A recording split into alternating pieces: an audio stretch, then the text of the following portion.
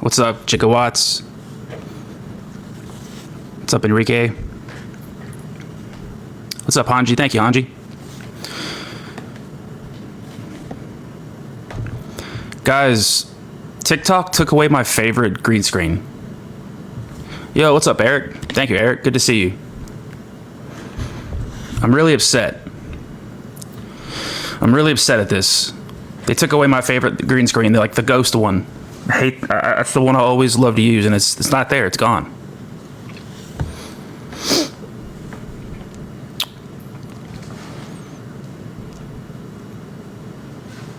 TikTok, why do you do this? Why do you make changes like that? Why? But we're going to be live here for a few hours. You tried it yesterday and it was gone? Yeah, like why? Why did you take it away? That was my favorite green screen. I liked that one because you could see, you don't have to worry about hiding any of the letters or anything.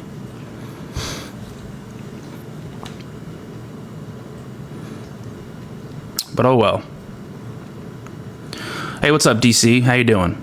Hey, what's up, Saul? Thank you, Saul. Everyone spam those likes, guys. Spam the likes right now. Double tap the screen. Share the live right now with a few friends if you can. Everybody, please share the live out. And go ahead and send a guest request if you are a Christian. And you have to be 18 plus. Make sure that you are a Christian and you're 18 plus. Go if you'd like to discuss the topic here.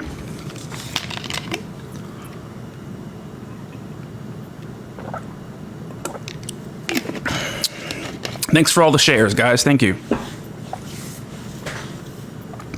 We're going to be live here for a few hours.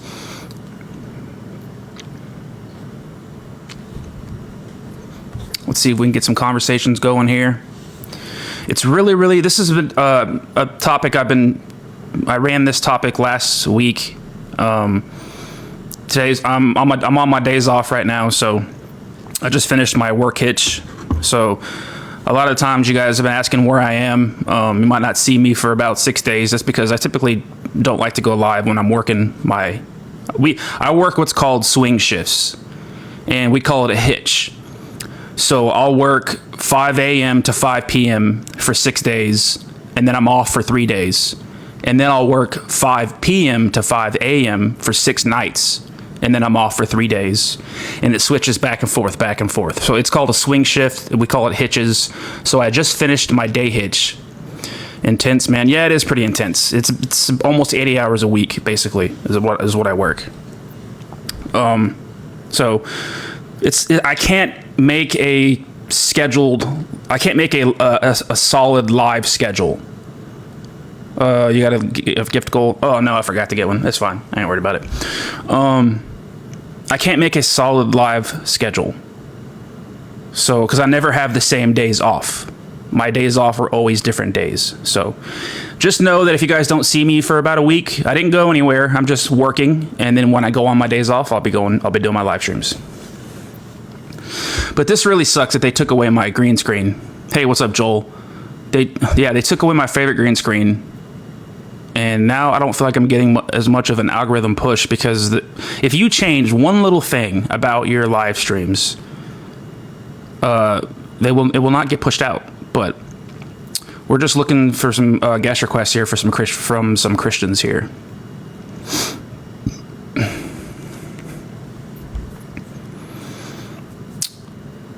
And then hopefully we can go live for maybe 2.5 hours, 3 hours. What's up, Days? I don't like this new layout, Days. They took away my green screen. The ghost green screen is gone. And this is like the best option I can come up with. What's up, Benny? Thank you, Benny. And I love the ghost green screen. That's my favorite one. I've always used it. And it's gone. I use it for Skits Loves God. I use it for this one. It's gone. It's completely gone, Benny. It's not even, you can't even find it. I looked everywhere for it. It's not there. It's bullshit. But I'm going to try to go live here for maybe 2.5 hours. roughly 2.5 to 3 hours, maybe, hopefully, if we get enough conversations going here. And then later tonight, guys, I'm going to be doing Skits Loves God with Pastor Buster Cherry. Hopefully, if everything works out. That is the plan. I'm going to let Pastor Buster Cherry know if the plans change. But as of right now, we're going to be doing Skits Loves God later this evening with Pastor Buster Cherry. Sunday evening worship, guys. The duo is hooking back up. Skits Loves God and Pastor Buster Cherry is going to be hooking back up the duo. It's been too long. They're coming together. They're going to come together and come to God. Has anyone heard from Pastor Buster lately? Yes, I have been in contacts with Pastor Buster Cherry very recently, and yeah, he's doing okay. He's doing good. He's serving the Lord. He's on his knees every night serving the Lord.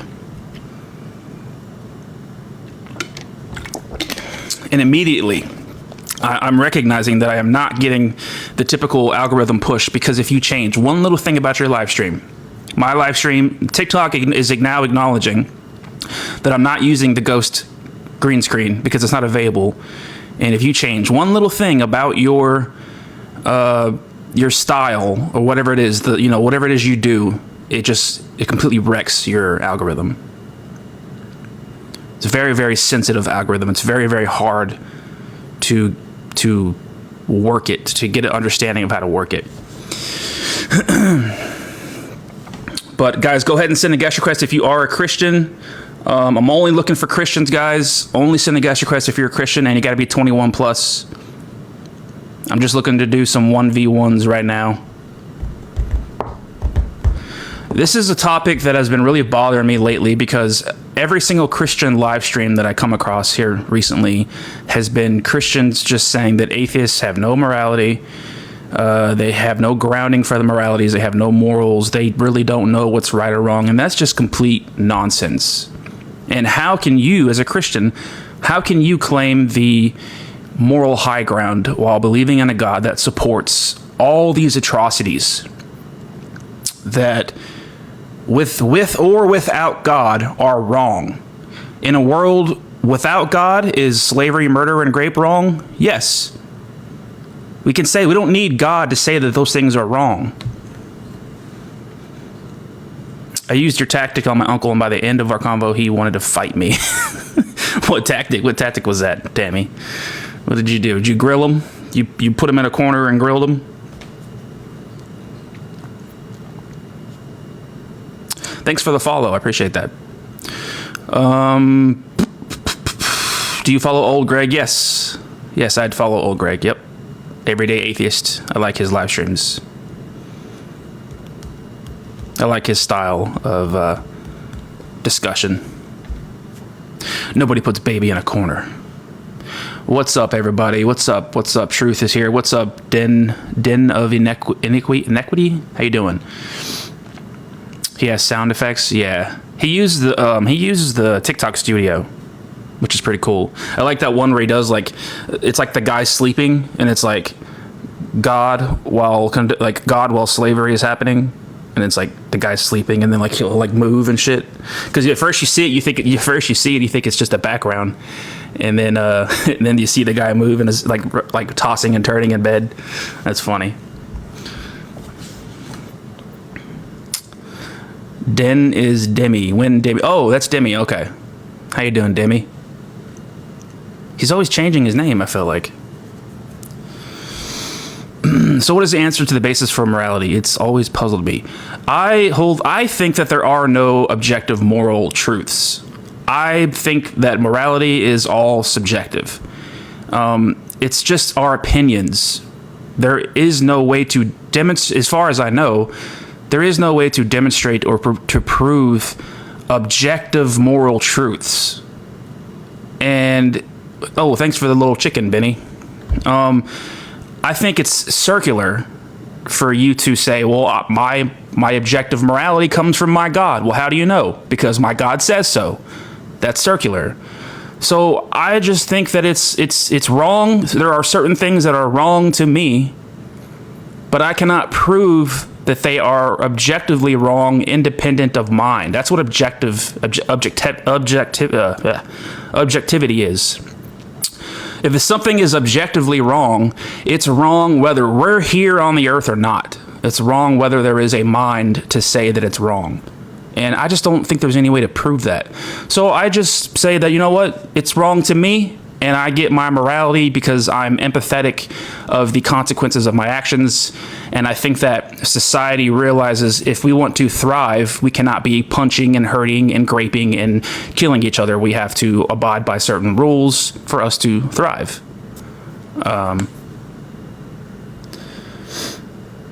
Hey, Regina, it's good to see you. Sid says, I thought we already debated slavery so many times. Yes, we have.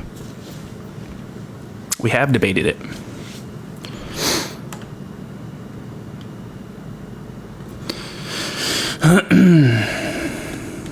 And God, in fact, does support slavery. He does. He told the Israelites that they are allowed to go and own foreigners as slaves for life.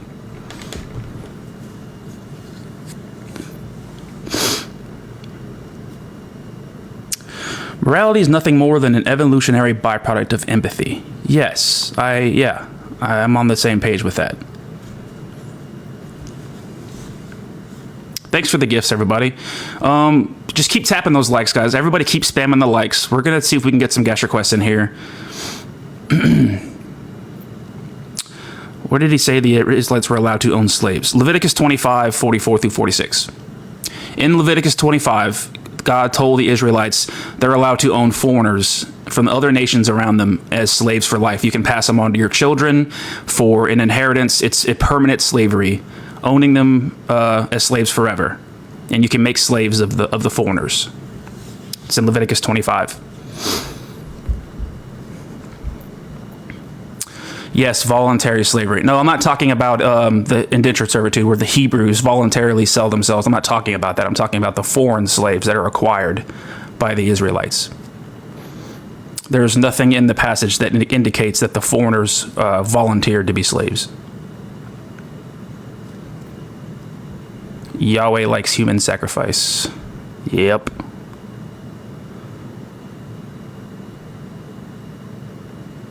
Tactically acquired foreigners.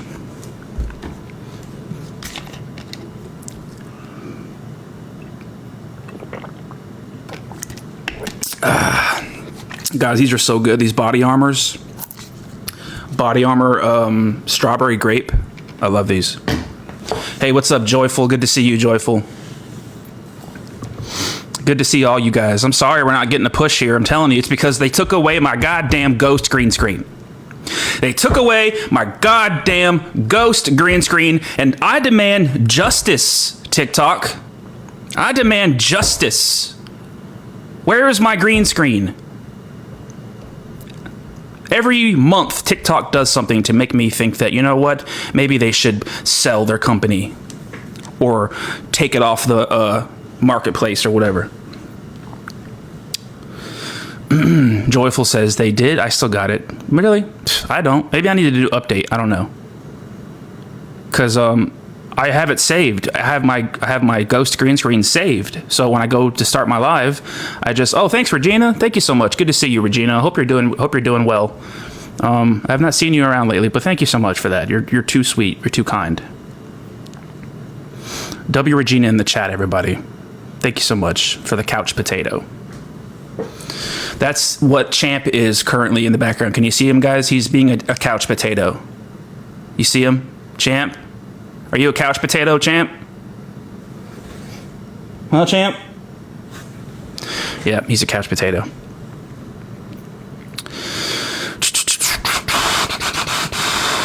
Since maybe we should just start reading some scripture here, and maybe if some Christians are swiping through, they might hear it, and maybe something might catch their ear.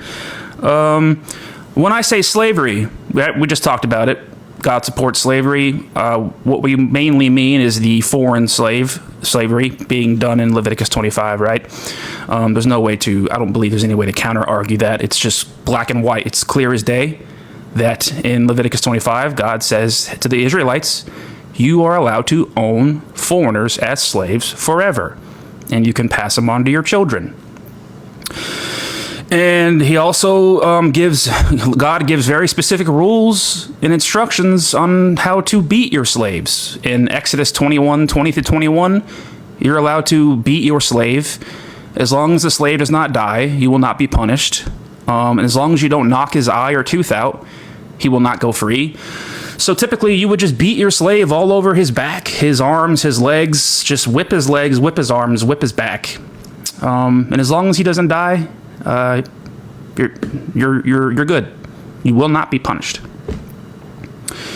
When it comes to the murder, we can take a look at verses like Deuteronomy 13, where God commands you to stone your children to death if you find out that they're worshiping other gods.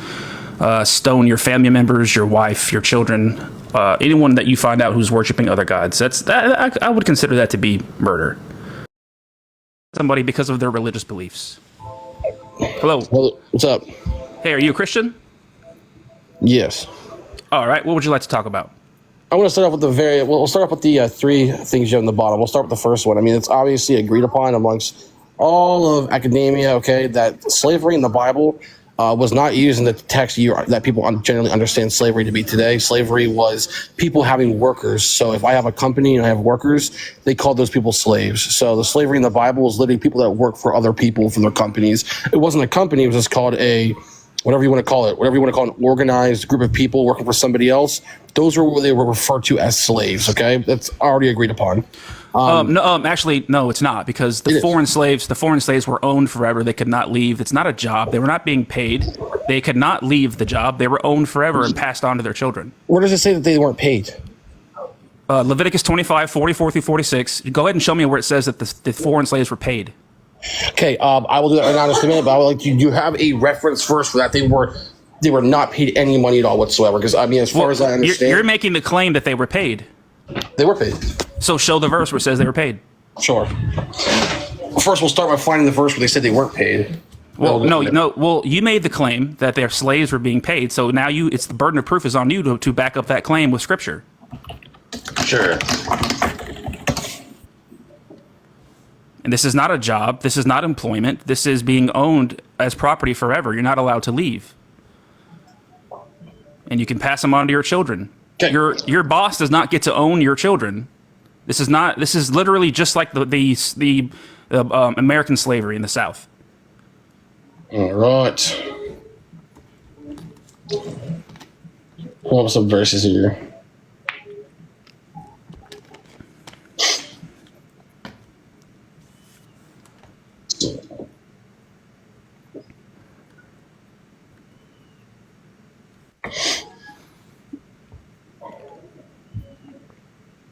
Just stand by for just 1 second here. I'm pulling up some articles. I want to get an article that you can use as actually, you'll say it's a valid source.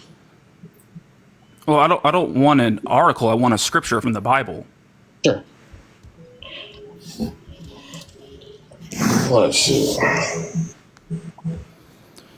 So, do you know that God told the Israelites that they're allowed to own foreigners as slaves for life? There's many verses in the Old Testament that are obviously controversial, that a lot of the context needs to be involved. You need to include context in all of them, though. Sure, the context is that God allows the Israelites to own slaves for life, but they must get them from the foreign nations around them. An Israelite Hebrew cannot own his fellow Hebrew for life. That Hebrew has to voluntarily sell himself to pay off a debt, but they go free after 6 years. But that doesn't apply to the foreign slaves that the God says you're. I'm sorry. Sure. Let's start with this. The word used in when it comes to Hebrew in the Old Testament is abad. Abad is labor or worker. Okay? Sure. You can call them what you'd like. It says you can own them forever. Okay. So you can have so if a person is doing labor or working, okay, that doesn't mean that doesn't mean necessarily they are a slave. They can be a worker. This is just you trying to church it up, and you can call them maids, butlers, workers. It says you can own them forever, and pass them on to your children. That's slavery. Okay. And right here in Ephesians 6:5, it is translated to bond servant. Okay. So. But in Leviticus 25, it says you can own them forever. Do you think it's okay to own somebody as a slave forever? No. Really? So you disagree with God? Certain aspects of the way that things are worded in the actual Old Testament, obviously, aren't agreed upon, and there's a lot of again. That's why I say context is important. Do you disagree? Do you disagree with God? I do not. So then you do think this is okay? No. I'm saying you have to read the original Hebrew of it. No.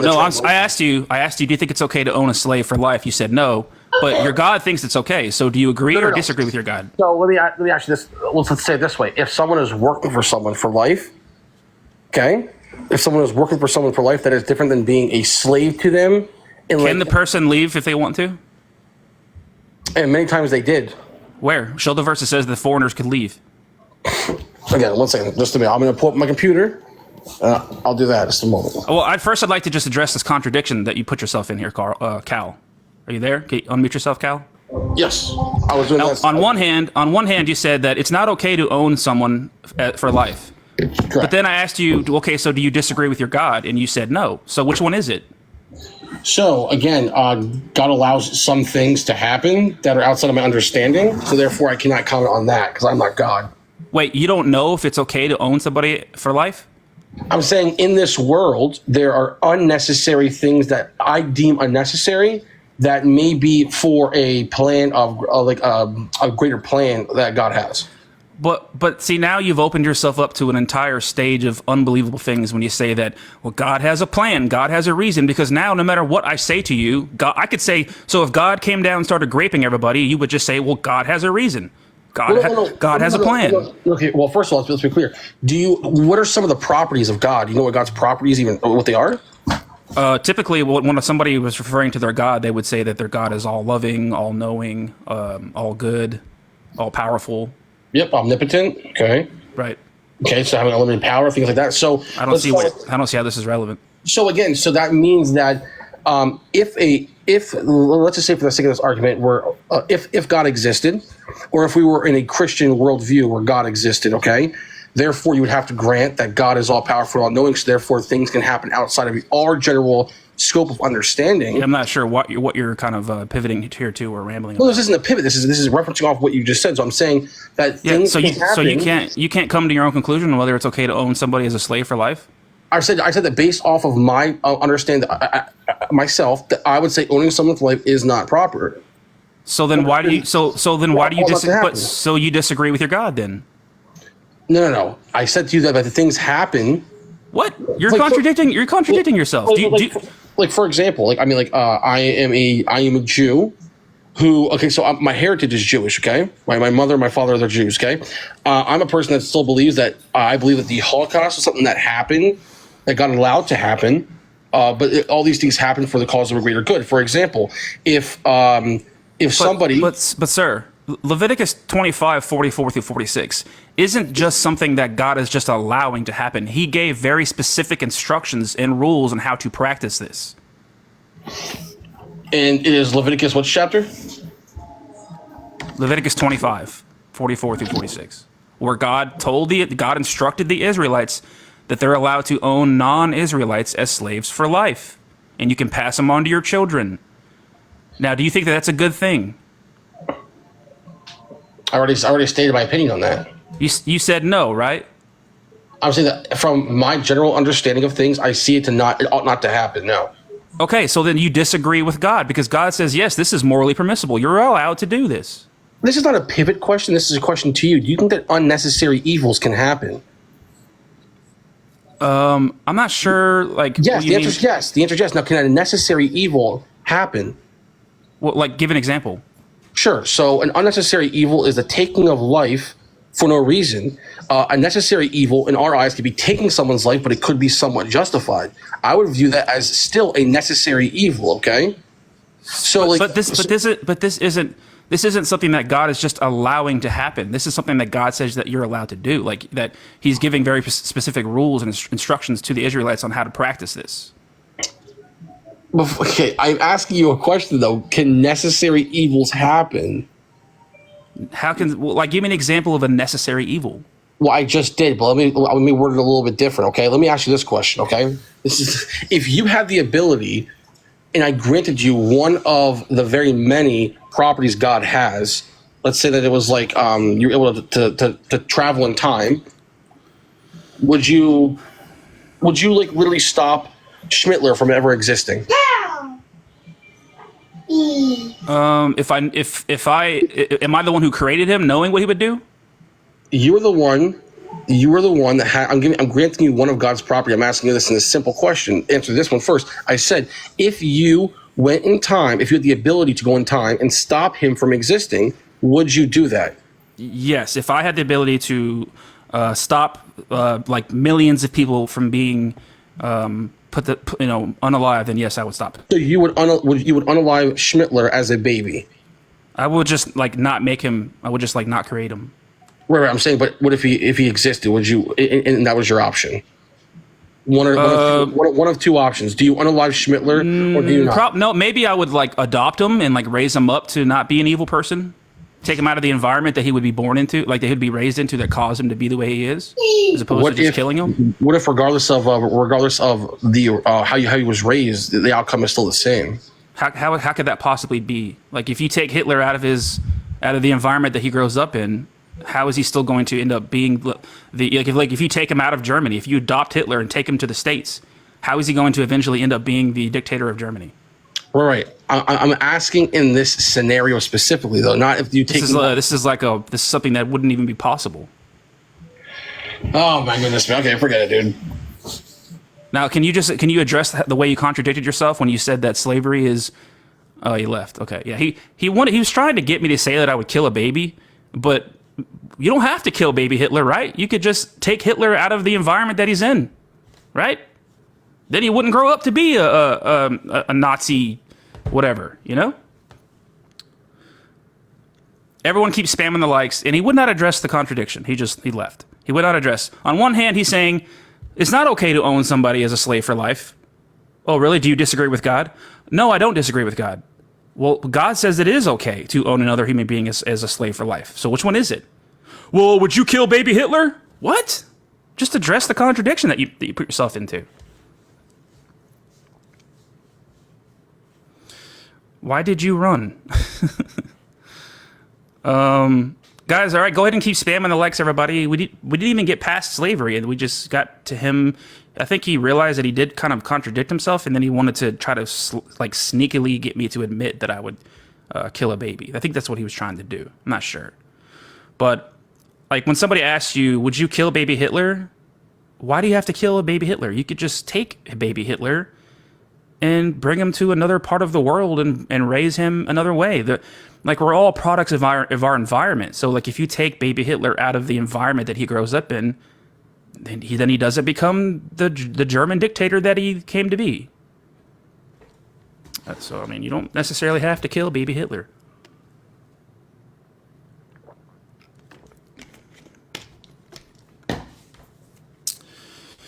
Everybody, please keep tapping the likes, and let's just continue reading some scripture here, I guess.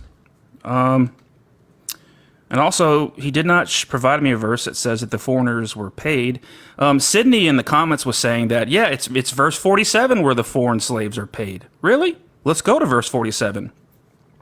Maybe a foreigner or visitor among you becomes rich, or maybe someone from your own country becomes so poor that they sell themselves as slaves to a foreigner living among you or to a member of a foreigner's family. Sydney, that scripture is about a foreigner owning a slave. I asked for a verse where the foreign slaves were paid wages, and you pointed me to a verse where a foreigner owns a slave themselves. So, what? What?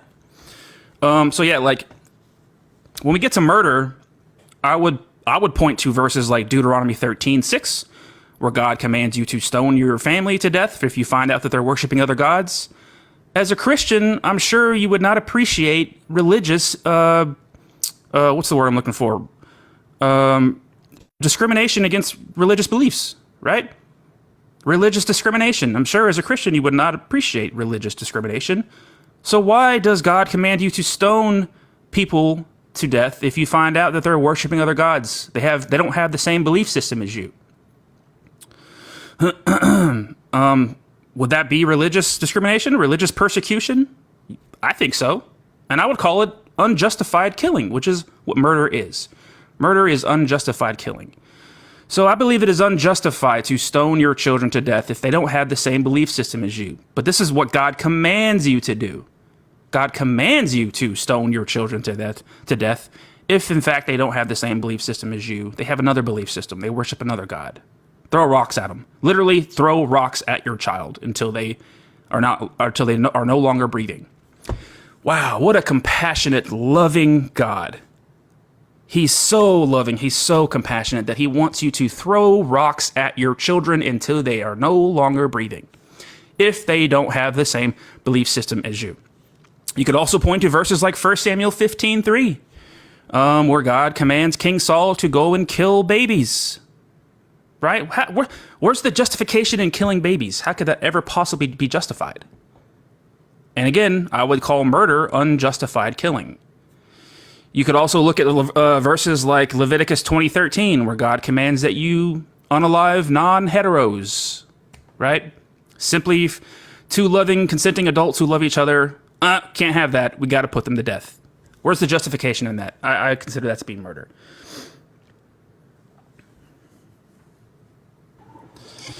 Hello, Cadillac. Yo, what's up? Hi, are you a Christian? Orthodox, yeah. And how old are you? 30. Okay. What would you like to talk about? I guess we'll start with slavery. Why is slavery bad? To me, it's subjectively wrong to own another person as property for life. Okay. Again, but why is it bad? I would like for you to go ahead and prove to me that it's objectively wrong. Well, I'm asking you the question. So. Yeah, I don't believe in objective moral truths. You don't? Okay. So, No. Does evil exist? Subjectively, yeah. Okay. But I would like you to prove that your Christian morality is objective, please. Well, I don't believe that evil exists. I think it's just like What? a misuse of good, privation of good.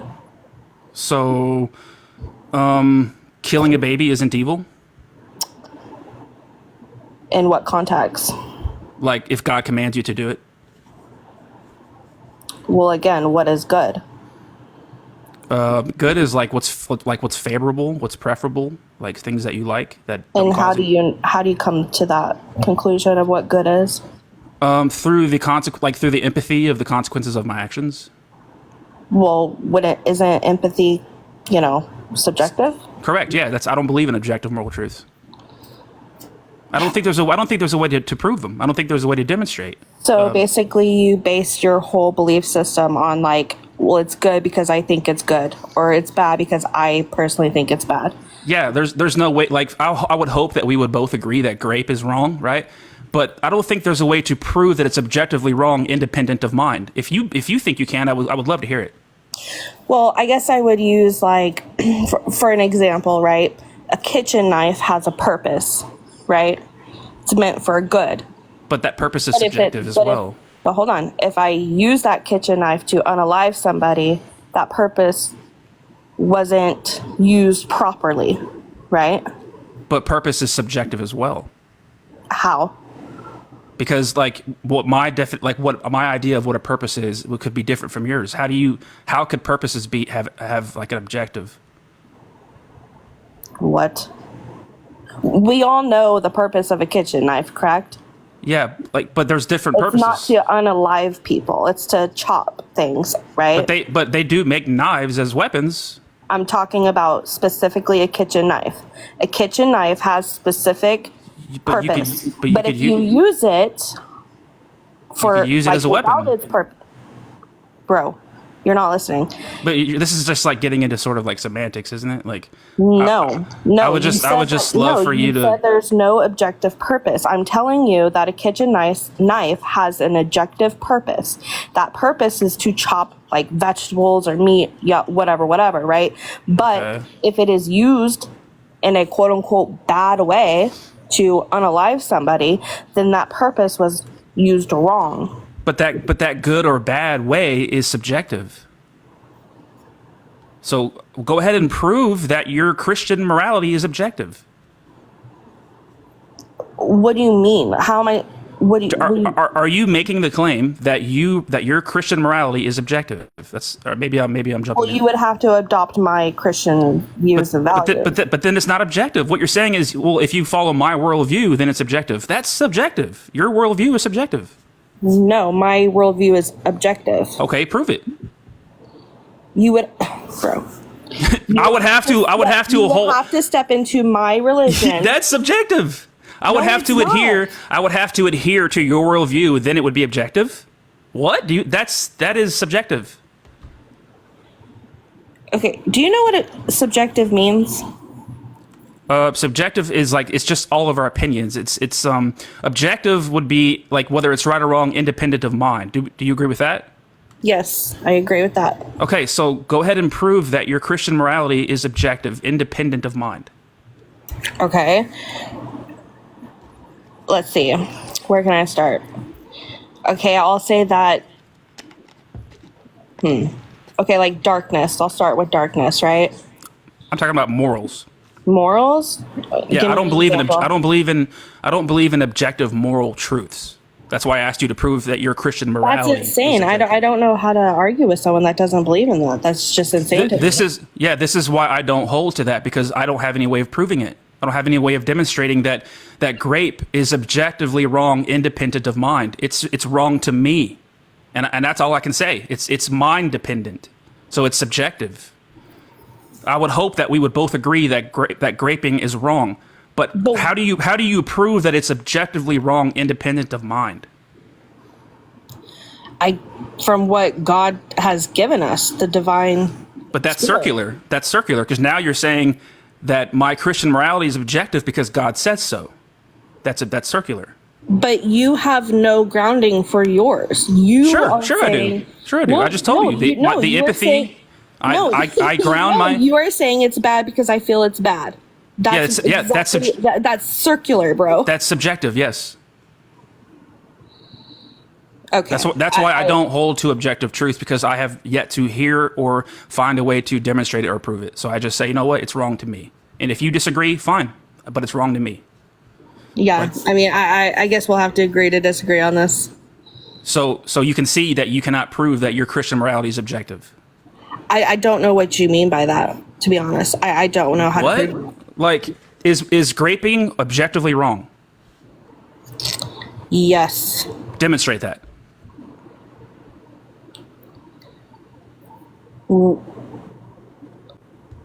Prove that it's objectively wrong, independent of mind, which is objectivity is it's wrong whether we're here or not. It goes against my Christian, like it's. It actually doesn't, because your God actually supports it. Yes, it does. It's sexual immorality. Your God, in fact, supports graping. I can show you in the Bible. Go ahead. Well, first of all, you have to adopt my Bible. I don't read the Holy Bible. Also, you would have to tell me how you interpret the Bible, because I read the OSB. The what? OSB. What is Orthodox, that? It's the Orthodox Study Bible. And I have I have fathers of the church that interpret the Bible. Orthodoxy uses the Bible more as a tool, and we also go off of oral traditions, so on and so forth.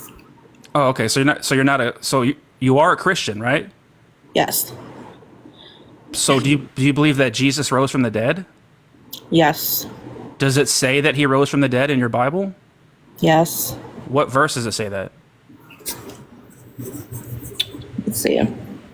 Hold on. Does the OSB have like Genesis, Exodus? So the OSB has every book except for the Book of Enoch. It has Maccabees. It has every book that the normal quote unquote Holy Bible doesn't have. So the OSB has Deuteronomy in it? Yes. And do you believe what the OSB says about Deuteronomy 21:10-14?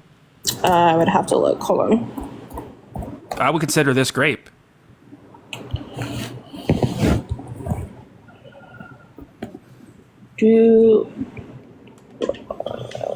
What'd you say? Deuteronomy 21:10-14. 14.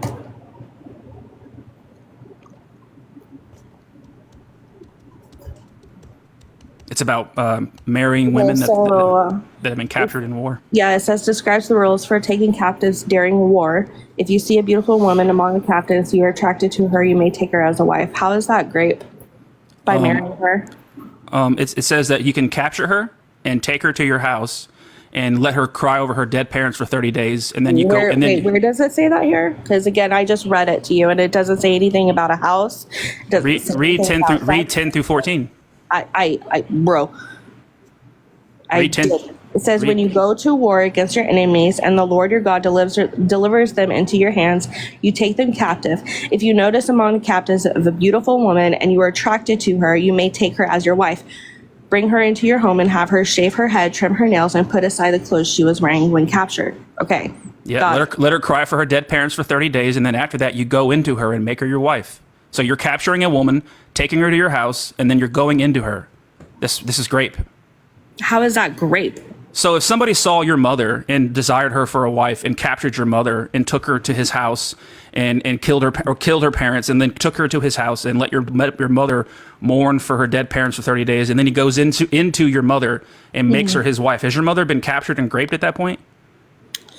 I mean, do you have the context of whether she consented or not? Well, how about let's just take the Bible and God off the table for a second. Let's just, if your mother was in battle and somebody saw your mother and captured her because he thought she was beautiful, slayed her family, captured her, took her to his house, cut off her hair, cut her nails off, cut her clothes off, let her mourn for her dead parents for 30 days, and then he goes into her and makes her his wife. At that point in this scenario, has your mother been captured and raped? Again, I would have to say that if it was her life or that, then I would choose her to be alive. Well, no, that's not like the only option. No, it is, because he could just let her go though. No, it's talking about war though. But he could have just let her go. He didn't have to capture her. No, he couldn't. She would have got unalived. So war. What does verse 14 say? If you're not pleased with her, set her free. So he could have just set her free in the first place. And then what would have happened?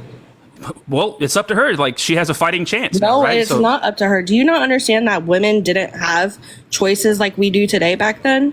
So you would rather as opposed to your mother being set free, you would rather her be captured and gone into?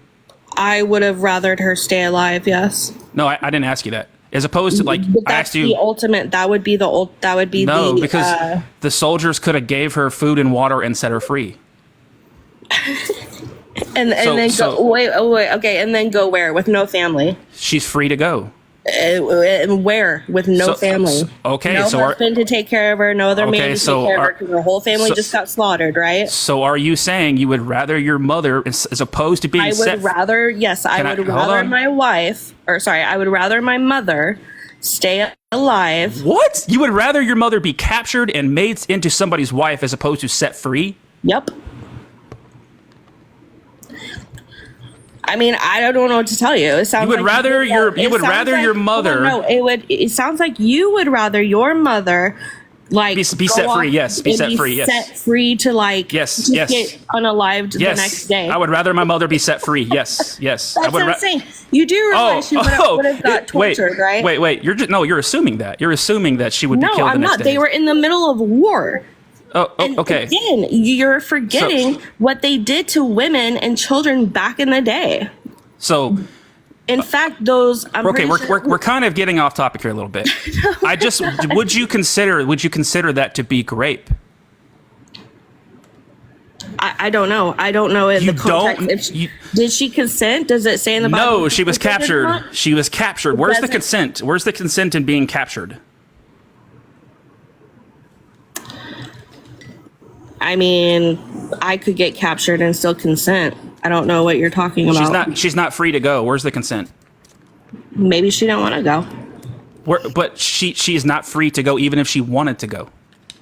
Wait, you just said that if he didn't want her, then she could be free to go. Yeah, she's only free to go after he's not pleased with her. Okay. Which means he could have just set her free in the first place. He could have just gave her. He could have just. You're assuming she's gonna die. No, they were in the middle of a war. The war is over. The battle's over. The battle is over. It says. Hold on. When you go to war Yes. against your enemies, that And means the Lord your God and the if you Lord read all of Deuteronomy, what's it talking about? What is all what of does it say? What does it say? No, Right, answer my question. What is all of Deuteronomy talking about? Ma'am, what does it say right after verse No, 10? I'm not answering your question. What is Deuteronomy all about? Ma'am. No. Listen, No, ma'am, listen. nothing. The battle is answering- over. The battle No, is over I'm not answering because your it says question. I've asked you a it says the question and Lord you're your God refusing might to let you answer it. defeat them, and when you defeat them, the battle is over. Right? What? After you defeat them, the battle's over. Correct? Bro, what is If you defeat your enemies in a battle, Deuteronomy all about? Read the whole context. Quit are you saying there's a verse cherry that picking the Bible? And Are- again, you haven't Can you told relax? me yet. Relax. No, Calm no, down. I am relaxed. You haven't told down. me. You Are haven't you told saying me- there's a haven't verse? Told me, you haven't told me where you're getting your interpretation from. First of all, foremost, What makes your interpretation more accurate than mine? because I have oral traditions and I have fathers. I would argue that the church. I would argue that my But where's yours coming from? Why do you keep dodging my questions? ma'am, I would argue that my interpretation is more. Why are you not answering my questions? Relax, I am calm down, relaxed, bro. Calm down. You're not answering any of my questions. I would argue that my interpretation is actually more honest because your interpretation is biased. You're interpreting it from a biased point of view. I don't believe in this. So my interpretation is actually more honest than yours. How? Because I'm not taking this from a biased interpretation view. You are. How do you know that your interpretation's correct? That's exactly what I just asked you. How do you know your interpretation is more accurate than mine? I've already answered you, but you have not answered mine. So, like, what I'm doing here is I'm just reading it at face value, right? I'm just reading what it says. Yeah, I don't believe in this, so I'm reading it from an unbiased point of view, which is actually more honest. What's more honest, biased or unbiased? How do you know what's unbiased or unbiased if you don't even? Are you literally like you don't Jordan even Peterson? believe in objective truth? So how do you Go ahead and prove objective truths. Go ahead and prove objective moral truths. I'm literally asking you though. You can't even. That's prove right. That Right. or wrong. You can't prove it. That's why I don't hold to objective moral truths because there is no way to prove them. Go ahead and prove that your objective moral is objective. Go ahead, demonstrate it. You have to adapt though. That is subjective. So No, what you're it's saying is not. We've already been over this. What you're saying is my Christian morality is objective if you believe in it. That is subjective. I'm not that saying is you have to believe in it. I'm saying that you just said I have to. You just said I have to. Worldview. Yes. You have to understand the This is so orthodox crazy. view, bro. This is so crazy. I don't think you understand what subjective or objective actually are. No, I do. Okay, subjective. I understand that you don't think anything's true. No, I didn't say that. I didn't say that. I said I don't Yes, believe you in. I don't believe in objective moral truths. And you have failed to prove that you have objective morality. You failed to prove that. The only thing you've given me is, well, you just have to believe it. You have to adapt to my worldview. That's not proof. That's not proving that your objective morality is objective. That your Christian morality is objective. That's not proving it. Mm-hmm. Now, in this scenario, in this hypothetical, your mother has been captured in battle. Is she? She just ran away. Okay.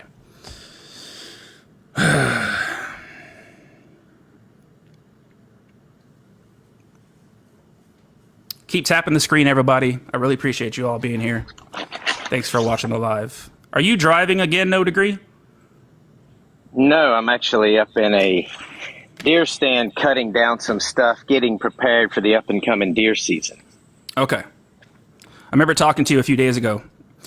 What would you like to talk about today? Well,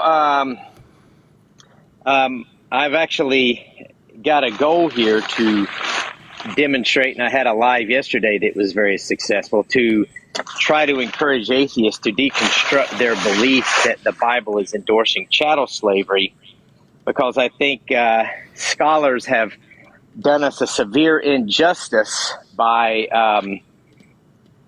defining chattel slavery in such vague terms that simply the owning of someone else as property And I think because of that, people have ended up holding to positions that aren't very consistent and make them sound irrational. Well, let's see if we can come to an agreement on a definition of chattel slavery. I would say chattel slavery is owning another person against their will forever. Owning another person against their will forever. Yeah. Okay. So you think the Bible? Sure, I can agree with that. And you think the Bible is endorsing that? Yeah, because in verses 44 through 46, they cannot leave their own forever. Well, where does it say that it's against their will, though? Well, you would have to prove that these people volunteered to be slaves. No, I actually wouldn't. Because you're claiming that they volunteered. Making the claim. I'm not making any claims. I'm not making any claims. So I'm reading what it says. You're not claiming the Bible is endorsing chattel slavery. Yes, I am claiming that. Yeah. You are claiming that. Okay. Yeah. And by your definition, it's owning another person as long as they live against their will. Right. Right. So you're going to have to show in Leviticus 25, 44 through 46 that this is against their will. Now, how would you do that? Can children consent? Can children consent? Yeah. Sure. Yeah. Children can consent to what? Yeah. To deciding if they want to live with their daddy or their mommy after a divorce, things like that. Can a child consent to being owned as a slave forever? Yeah, if they can consent to who they want to live with as their parent, then sure, they can consent to that. Wouldn't you agree? Are you still there? So in divorce cases, wait, a child can consent to being owned as a slave and passed on to other people. Well, if they can consent to if they want to live with their mommy or daddy after it's not what I asked you. It's not what I asked you. It's not what I asked you. Sure, they could consent to that. Yes, it just follows logically. I asked you, can a child consent to being owned? Yes. You believe as a Christian that a child can consent to being owned as a slave and passed on to other people. If we recognize in court that a child can consent to who they want to live with, how is that the same? How is that the same? How can you compare a child being able to consent to living with their parents? Because in one case, wait, hold on, no degree, hold on. How can you say that is comparable? A child agreeing to consent to live with their parents is the same thing as a child consenting to be owned by a stranger as a slave and passed on to other people. If you mean it's the exact same thing, I wouldn't say no. It's the same. Not the same thing, then, so you agree that that's not analogous. You agree that's not. No, you're the one that asked it, so you must think it's analogous. So, no. You said that. Your first. Do you remember what your first question was? Your first question is that can a child consent? I said yes, and then you brought up consent to be owned. Right. So the verse, because the verses mention owning children as slaves. Do you agree that a child can consent? Wait. Do you acknowledge that the verses do mention owning children as slaves? You're going to have to show that.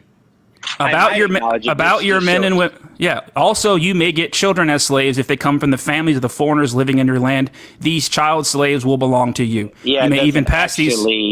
In the English Standard Version, doesn't call them children. So it says members who are born in your clan. What is that? Okay. Who is it? That's a child, who are born in your clan could actually mean someone who's born and is of age consent. Because it doesn't say that. Well, I know that's why you're going to have to show why that means a child, because that could include someone such as myself. I could be a member born in a clan, and just so happens I'm. But you're adding to the verse. Now you're adding to the verse. But you are too. So as I said, you're going to. The verse mentions children. The verse mentions children being owned as slaves.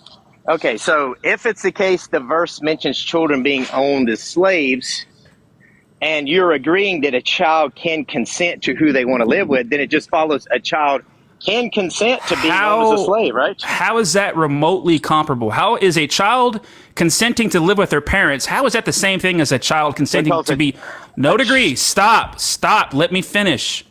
It's easy. No degree. Stop. How can you say that a child consenting to live with their parents is the same thing as a child consenting to be owned by a stranger as a slave and passed on to other strangers? How is that the same thing? Please tell me how that is remotely the same thing. You're going to have to unmute yourself. One of my mods muted you. Okay, so in this situation, it could be the parent themselves could have sold their child into slavery, and then the child actually It does not say that. Well, that's what I'm saying. If you're going to say that there's no consent there, you're going to have to demonstrate it. You can't just keep I'm asking me asking questions. you, sir. I'm asking you. Yes. Do you know how the burden of proof works? You Yes, make the I claim, do. You have to demonstrate it. You failed to demonstrate it. I'm simply reading what the Bible says. I'm not making any claims. Okay, then I want you to look up the English Standard Version and read Leviticus ESV, 25, the 44 ESV through 48. The ESV says you are allowed to buy members. I want you to read it out loud for the audience. My laptop is frozen. I don't know what's going on with it. Oh, of course it is. Hold on, sir, relax. If you've been watching everybody who knows here who watches my live streams, I will very happily and very gladly go to. Everybody who's been watching me for all this time knows that I will very happily and very gladly go to your preferred translation. My laptop has been acting up. It's frozen on for some reason. Just give me a second, and I will go to your little ESV. So just relax. Okay.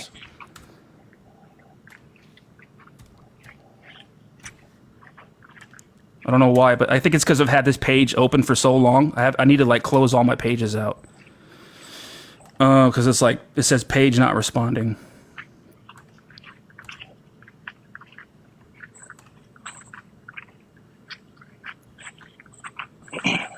But you know that when we go to the ESV, it's going to say that you're allowed to buy members of foreigners born in the clan. That's a child. See, I just want you to read it, and we'll see if you think it's reasonable to assume that that's a child under the age of consent. Well, you're adding that to the verse. It doesn't mention anything about consent. This is what you were arguing, not me. It's not my argument.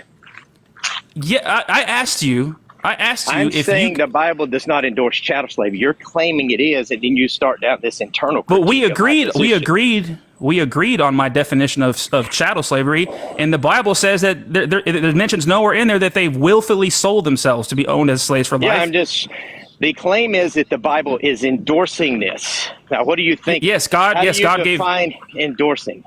God gave very specific rules and instructions to the Israelites on how to practice this slavery. Yes. So, meaning that God wrote it into the legal framework of God says God says it's morally permissible. Yes. Okay, so if it's within the legal framework, then you're saying that's an endorsement, right? Okay. Here's the ESV. Okay. As for your male and female slaves, whom you may have, you may buy male and female slaves from among the nations around you. You may also buy from among the strangers who sojourn with you and their clans that are with you. The clans are children. They are born in your clan. Oh, so you're interpreting clans as children here. So, what is okay? clans? What is clans? Just a group of people. So it mentions a group of people twice, repeatedly in the sentence? Yeah, a clan is just generally referred to as a group of people. It says, and their clans that are with you who have been born in your land. Yes, born in your land. Yeah, and what is somebody that's born in your land? I could be a clan that's born in your land, and I'm 49 years old. If you're born, are you a child? Well, I began a child, but I could still have been born in your land. Right. It could be true that I'm a clan born in your land, and yes, this is a child. Well, I mean, I'm 49 years old. It's still true that I could be a part of the clan born in the land, right? But every single translation says that it talks about members. It talks about members being born in the land. Those are children. Yeah, but that's why it mentions them. That's why it mentions them being born. You're actually drawing a conclusion that I don't know why you're necessarily drawing. Just because they're born in the land doesn't mean they have to be children when they are. You're allowed to buy the members who are born in your land. Okay. Maybe you're allowed to buy the members when they're 21 years old. You're adding that. You're adding that. No, you're doing the same thing you're accusing me of. I'm just reading what it says. You're saying that this necessarily means children can be bought. I'm not adding anything. I'm not adding a single thing. I'm just reading what it says. You're the one who's adding shit. Well, if you take just that passage of Scripture, would you agree that that passage of Scripture alone is vague enough that we shouldn't just assume that that's an endorsement of buying and selling children, right? It's not that vague, because in the actual Hebrew it literally says vagam b'nei, which means your sons. Your sons can do it. I would be part of your. I could be included in your sons, and I'm 49 years old. It says the sons of the strangers, meaning the children. And it's very clear that you can buy children as slaves, because it just says so in Exodus 21:7.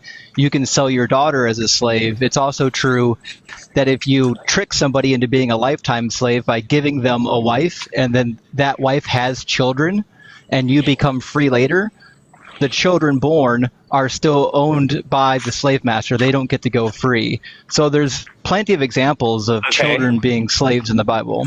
Is Exodus 21 dealing with foreign slaves, or is it dealing with Hebrew slaves? It doesn't say, but most likely Hebrew slaves. Does. It's also, read it's the also, early passages of Exodus 21. Hey, no degree. I don't know if you know how questions work, but you can't listen to my answer if you talk over me while I try to answer you. We're wrong. You said it doesn't say. It actually does. The beginning of Exodus, verse 2. All you got to do is read it out. Read it out to everyone. Are you going to let me answer or not? Yeah. All you got to do is read the passage. Are you going to let me answer or not? Are you going to let me answer or not? You've already answered wrong. Are you going to let me answer or not? You realize you've already answered wrong. Are you going to let me answer your question or not? I don't think I need to. You're already wrong. Will you shut up long enough to let me answer your question? Okay. Now, in Exodus, in the first 7 verses, it talks about how if a woman is given to a Hebrew slave and then there are children born in that union, that the female and the child born belongs to the master.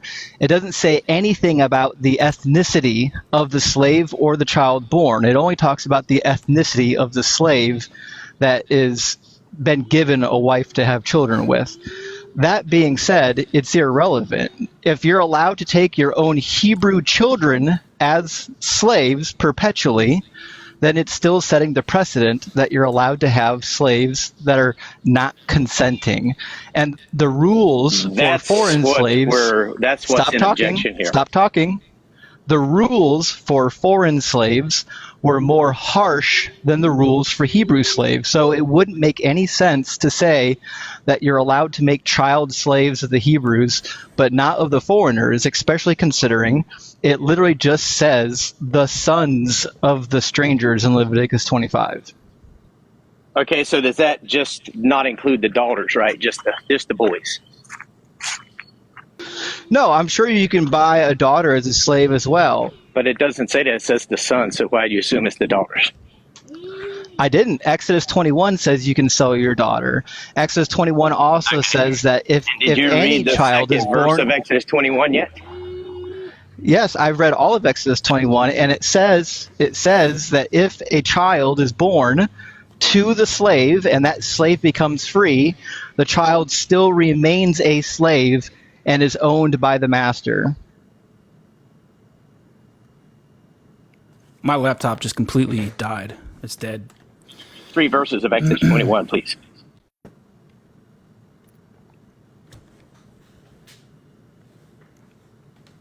Did y'all hear me?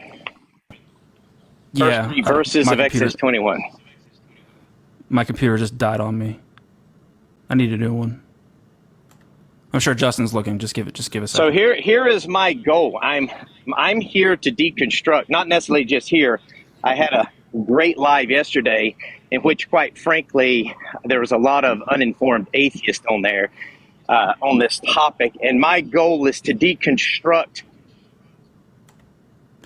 That's fine what your goal is, but you haven't demonstrated that these slaves, the foreign slaves, willfully were purchased and owned forever. You're telling me that a foreigner said, you know what, I volunteer for you to own me forever. Because that was your whole argument. Your whole argument was that it was not, that it was No, willful. I've actually got a different argument than that.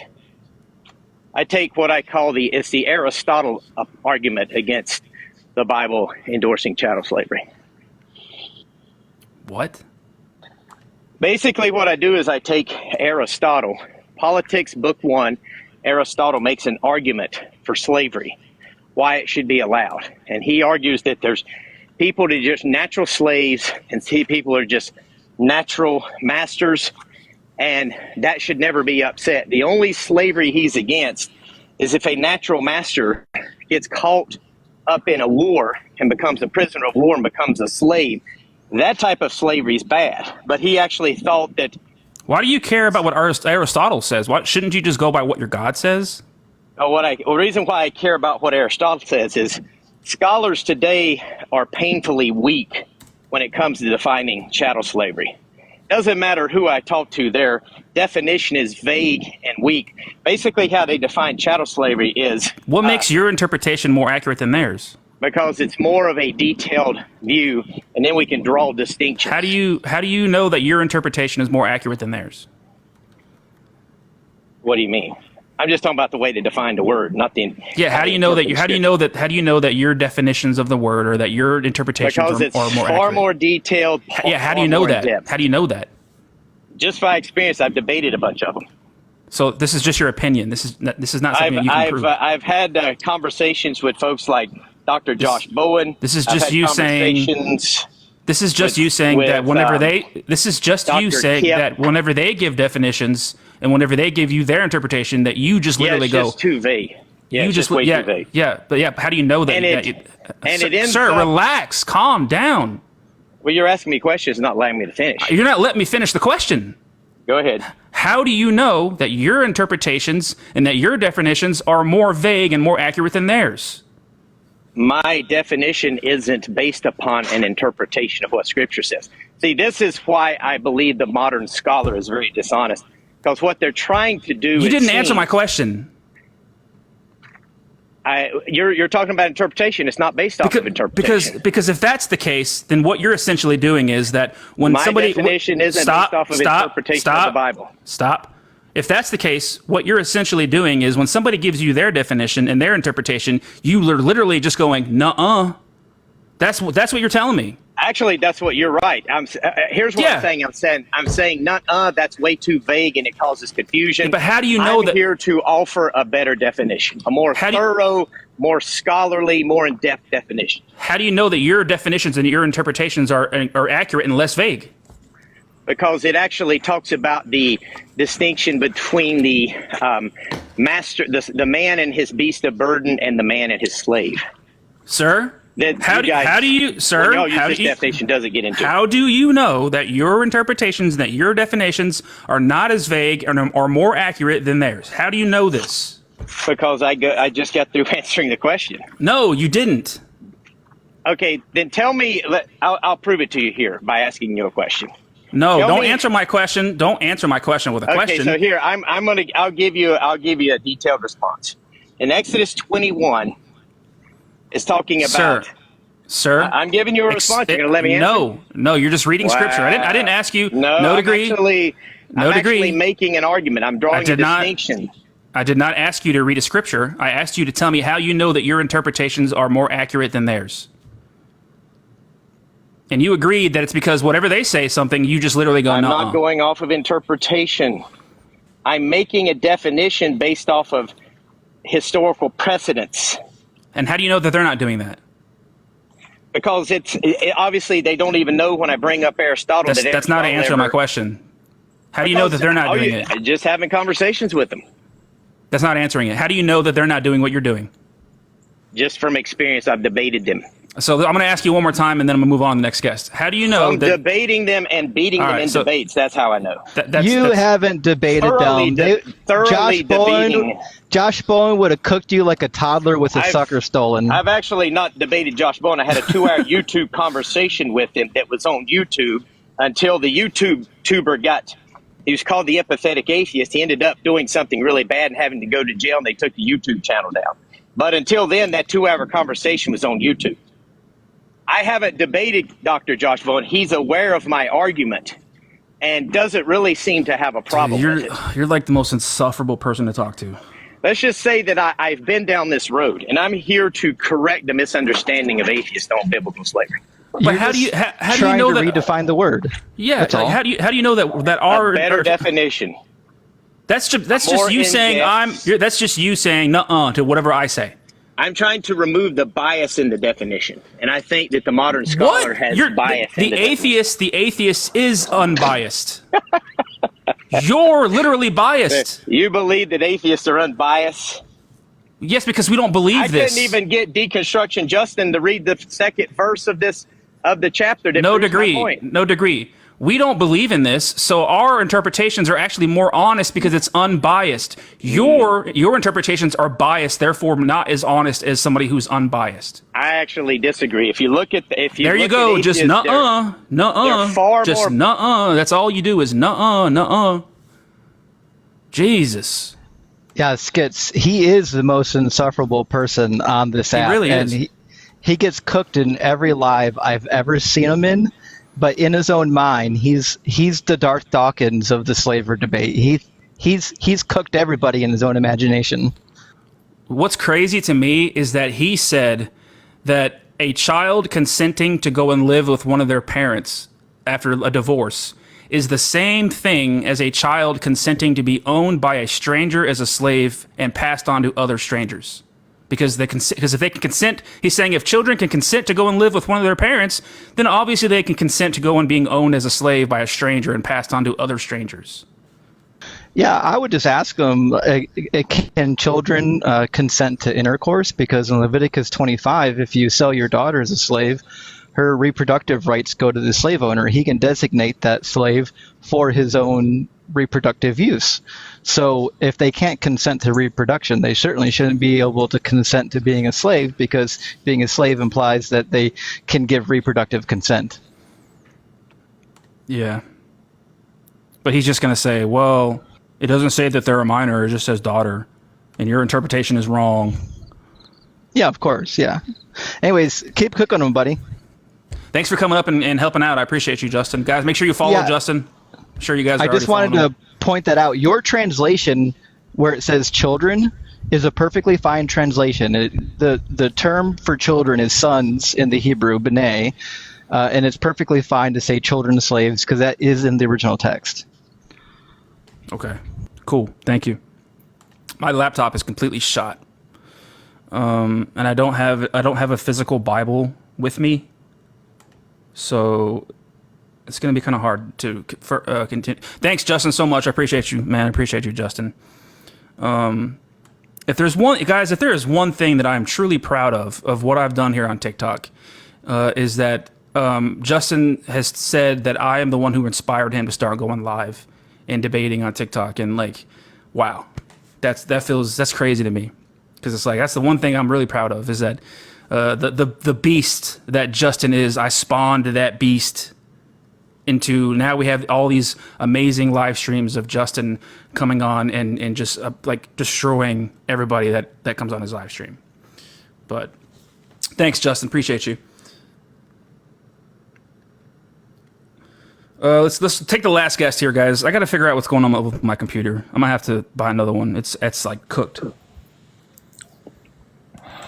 Hello, are you a Christian, Jacob? Yes, I am. All right, what would you like to talk about here? So kind of just listening to the last bit debate, I was wondering if we could kind of touch on the slavery idea, if that's all right with you. Yeah, sure. So kind of just listening to the guy a little bit, I think it's easier for the argument if we go back to Genesis. Is that okay? Yeah. Do you have a Bible that you can read? Because my laptop literally just cooked on me. Yeah. I don't have a physical Bible. But hey, Jacob, we can't hear you. No. How about now? Yeah, if you swipe away from the app, we can't hear you. Do you have a physical Bible? Yeah, just give me a second. Let me find it. Because I don't have a physical Bible with me, and my laptop is just cooked. I got you, man. I got you. Let me just grab mine from my really frustrating desk. So I can just pull it up on my computer. That'll probably be easier. That's usually what I do, but my laptop's it bit the dust. No worries, man. No worries. Pull mine up. So my issue with the Bible condones slavery is it's really simple, and it's a lot easier for me to go to the beginning because the beginning for me is just the best section. So if you my argument basically is that God never condones slavery because God doesn't actually have the authority to stop humanity from doing what they want. God doesn't have the authority to stop humanity? Yeah, from doing what they want. Well, then why it's does he... within the free will argument, basically. But well, then why... Yeah, but like humans have the free will to murder, right? But God says don't do it. Yeah, he says don't do it, right? Yeah, so he could have said don't own slaves. But what do kids do when they're told not to do something? They do it. Yeah, they do it, right? Yeah, but that's irrelevant. He still could have said don't do it. Which I think it's kind of explicit in Genesis 1 that he does. So then we have a contradiction here. What do you mean there's a contradiction here? You said you have a verse where God says don't own slaves, but I can provide you with verses where God says you're allowed to have slaves. Well, I'm just going to read Genesis 1:26. Can I read that for you real quick? Yeah. And God said, "Let us make man in our image and according to our likeness, and let them rule over the fish of the sea and over the birds of the sky and over the cattle and over all the earth and over every creeping thing that is on the earth." God created man in his own image, and in his image he created him, male and female. He created them. Where is that God saying don't have slaves? Well, it's not explicit in the sense of him saying that God don't have slaves. It's explicit saying here's the value of humanity. You're created in the image of God.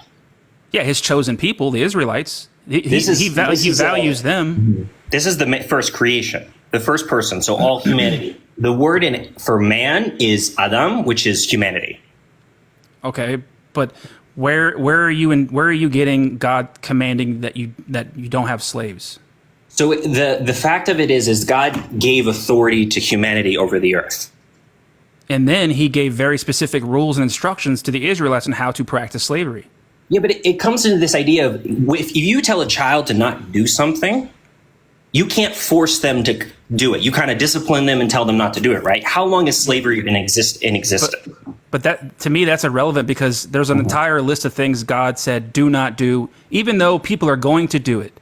Yeah. Even though people are going to murder, God says don't murder. Even though people are going to lie, God says don't lie. Even though people are going to wear mixed fabrics, God says don't wear mixed fabrics. Yeah. Even though people are going to own slaves, he could have said do not own slaves. But he didn't do that. He gave them the green light. He said it's morally permissible. If you want to do this, you can do this.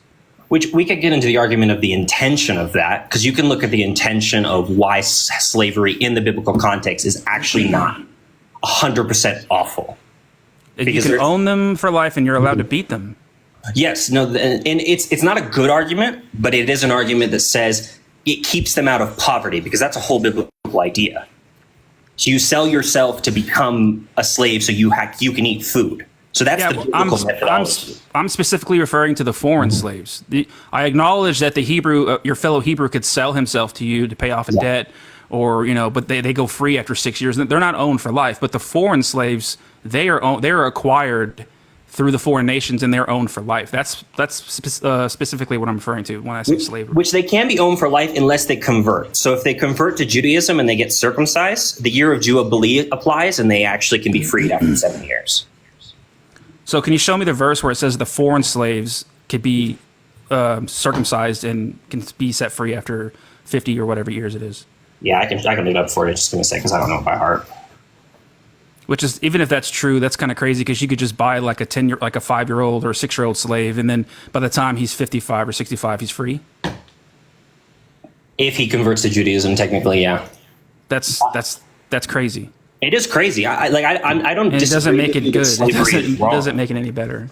I don't disagree with you that slavery is wrong, but the idea that God has the control and the power to tell people to stop having slaves why is that so crazy? Because God, there's tons of things that God commands you not to do. Why is it so crazy to say that? Why is it so crazy to just add one more thing to that list? Slavery.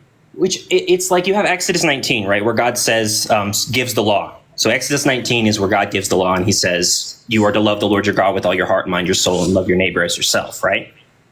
Okay. So he says you are to do this. And then immediately after that, he gives all these laws about how you're allowed to have slaves. Yeah, because he supports it. He condones it. But why would he say that to love your neighbor as you love yourself and then condone slavery? Don't you think that's a contradiction? Well, when he says you can have slaves, he's talking about the foreigners. When he's saying love yourself, he's talking about his chosen people, the Israelites. Yeah, I know. So he doesn't want his Israelites owning fellow Israelites for life. They have to voluntarily sell themselves to you. But God supports the Israelites owning non-Israelites as slaves for life. That's the slavery I'm specifically referring to. Okay, so in Leviticus 25 on the foreigners. Yes, my biggest issue is with the foreigners. Yes, I acknowledge that the Hebrew can sell himself to you and he has to go free after 6 years. But to me, that's still sort of unethical because you're allowed to beat that slave. Like just because somebody owes you money and he sells himself to you to pay off a debt, you shouldn't be allowed to beat him with a rod. So if you look up Leviticus 19:34, it says, "The foreigners residing among you must treat them as your native borns. Love them as yourself, for you were foreigners in Egypt, and I am the Lord your God." Yeah, that's just talking about a foreigner who has traveled into your land. Don't be cruel to them. Just be nice to them. They're living in your land. But it pulls up the aspect of you were foreigners in Egypt. They were slaves in Egypt, so it's kind of implied for the slaves as well. No, it says in Leviticus 25, 44 through 46, it says you can make slaves of them and you can own them for life and pass them on to your children.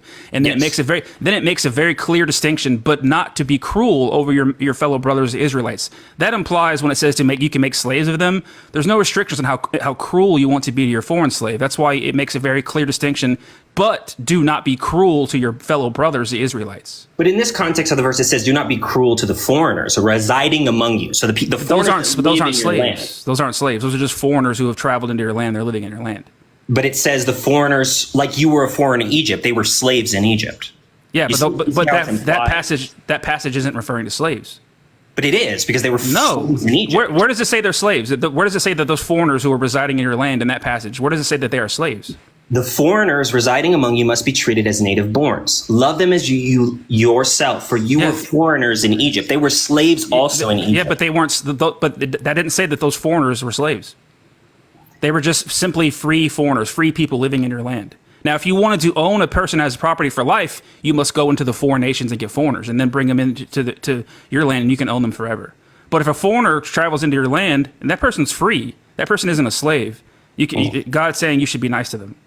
Okay, so I don't necessarily agree with that because it's the same context. It's the same. But you're adding that those foreigners are slaves when they're clearly not. The passage does not say that those foreigners who have traveled into your land freely are slaves.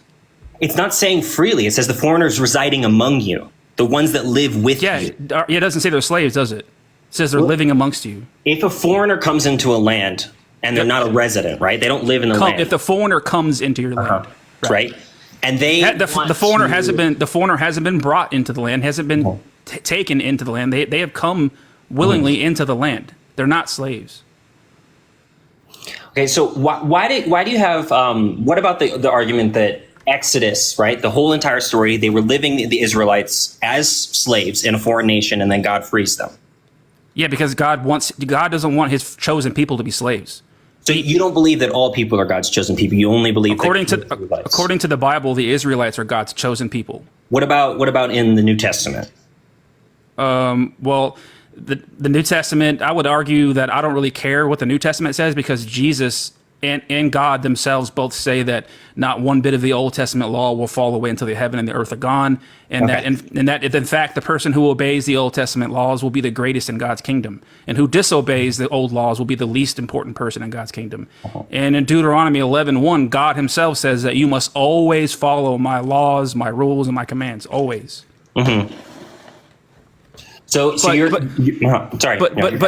the Israelites are God's chosen people, and after God allowed them to be slaves for 400 years, He sent Moses in to free His chosen people. And literally, as soon as they're freed, God's like, "Hey, slavery! You guys can a Hebrew can sell himself to you. He has to go free after 6 or 7 years." And then you get to Leviticus, where God says, "Hey, Israelites, you can go and get non-Israelites and own them as slaves for life." Okay. So your biggest issue with it is that you think that God condones it, right? He clearly does. He clearly supports and condones the Israelites owning slaves. If He didn't support it, if He didn't condone it, He would have put it on the list of things that He says you're not allowed to do. There's an entire list of things God says do not do. Slavery is not on that list. Which, can I ask like a question? And I don't want you to assume that me asking this question is me saying that slavery is okay. But what is slavery for you? How do you define that as? Owning another person as property for life. Okay. Why for you is that bad? It's subjectively bad to me, but Okay. I can't prove that it's objectively wrong, independent of mind. Okay. It's wrong to me, and, Yes. and that's my opinion. I don't believe in any objective moral truths. Okay. I don't believe there's a way to demonstrate or prove that it's objectively wrong, independent of mind. Okay, so if you were to, like, let's say you're wealthy, right? Like, if you were super wealthy and you needed somebody to clean your house, right? And some homeless person is on the street and you were like, hey, you want to come live with me and clean my house? Would you consider that slavery? Can that homeless person leave whenever they want to?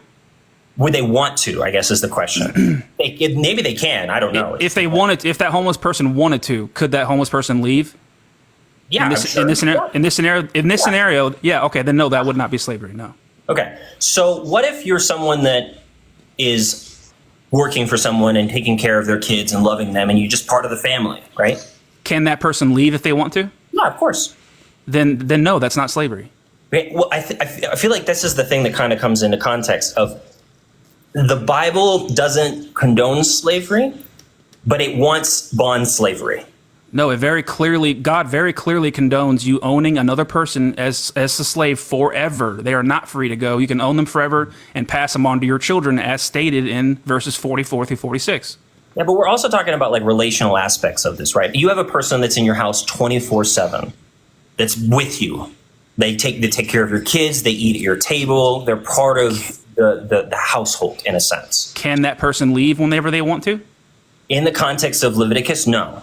Correct. That's slave. That's a slavery. That's what I would consider But if slavery. you have your needs taken care of, if you have a place that's warm, if you It have doesn't food, matter. and you To have me- a wife, you can have your own kids, and why would you want to leave? That's irrelevant to me. If you wanted to leave, you couldn't. Well, I can't leave my wife and my kids as Sure a you man. can. Sure you can. I can't though. You absolutely can. I have the option, but I would never. There ever you go. want There you to. go. You have the option. That's But I that's all. wouldn't do it. That's irrelevant. Whether the option you have the option, that's important to me. But- If the person has the option to leave, then I would not consider that slavery. If they cannot leave, if they are owned forever, then that is a slave to me, and that's wrong. But can I say what are the consequences if I, like, as a married man with 2 kids and a wife? What are the consequences if I have sex under my own morality as a Christian with someone else? I don't know what your worldview is. I don't know if you. I'm assuming you would think that that's immoral. I would think it's immoral, yes. But the consequences for me is that, for me personally, if I do that, is I lose my wife, I break the relationship with my kids. How is this? I'm kind of confused. How is this? Are we still talking about slavery here? Yeah, I consider myself a slave to my family. No, sir. This is absolutely. I hate when people like this. Is kind of disgusting that you're comparing you being a free person with a wife and children. You're comparing that to the biblical slaves that were owned as property for life, and you're allowed to beat them with a rod. You're saying me, a free man who's married and has a family. I'm in the same boat as them. I'm in the same boat as a slave. I never that's said I was owned. in the same boat. I consider it similar. How is that remotely similar? How is a person being owned for life, they cannot leave, and you're allowed to beat them? How is that remotely similar to you having a family and being married? I don't have a choice to stay or leave. Yes, you do. No, I really don't. So you literally are not allowed. You could not divorce your wife if you wanted to. I can't. No, I can't. What do you mean you can't? It says in the Bible that I'm not allowed to divorce my wife, therefore I can't. Well, the Bible says that you're allowed to stone your family to death if they don't worship your God. Are you going to do that? Of course not. Okay, so what does it matter what the Bible says you can or cannot do? You're not going to follow And it. that's the big difference between me, like obviously between me and you in the argument. You have an opinion and a worldview about something that you hold strongly to, right? Okay.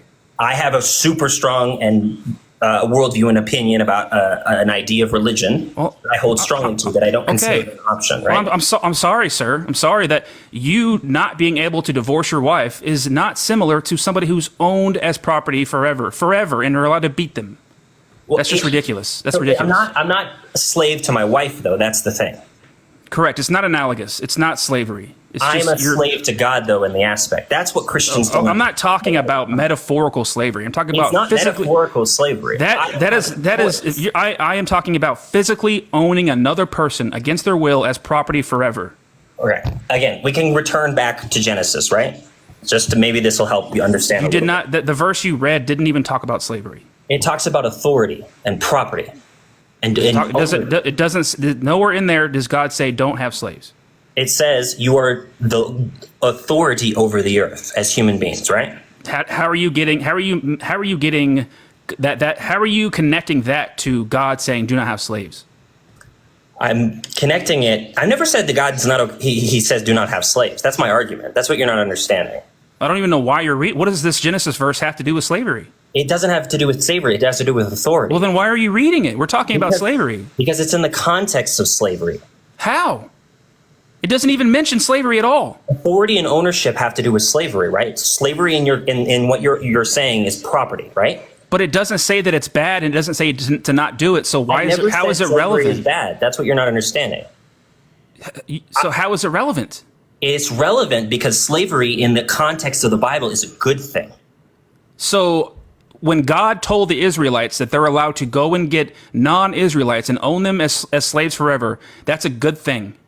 If you're being brought into the relationship and communion with God, technically, yes. So you think so you think that it's okay to own another person as property for life if it brings them closer to God? That is the context of Exodus, yes. I don't believe that. You believe no, so you don't believe that's good. I don't believe it as if it's forced by God. No. It's not a forced thing because you have people that don't believe in God. I agree. I never argued that God commanded this. God supported this and gave instructions and rules on how to practice it. I've never argued that God commanded the Israelites to go and get foreigners as slaves. But that's the whole thing. He supports it. Your argument is that God condones it. Correct. He does, yes. So the context of the Bible, and when it comes to this idea of slavery, is that you are a slave to Christ. You are a slave to God. Every human being that exists on the world. I'm not talking about metaphorical slavery. I'm talking about it's physical. Not metaphorical. It's physical as well. So you are a physical slave to Christ. Yes. In what way? In what way? In what way? When He tells me to do something, I do it without question. Oh, really?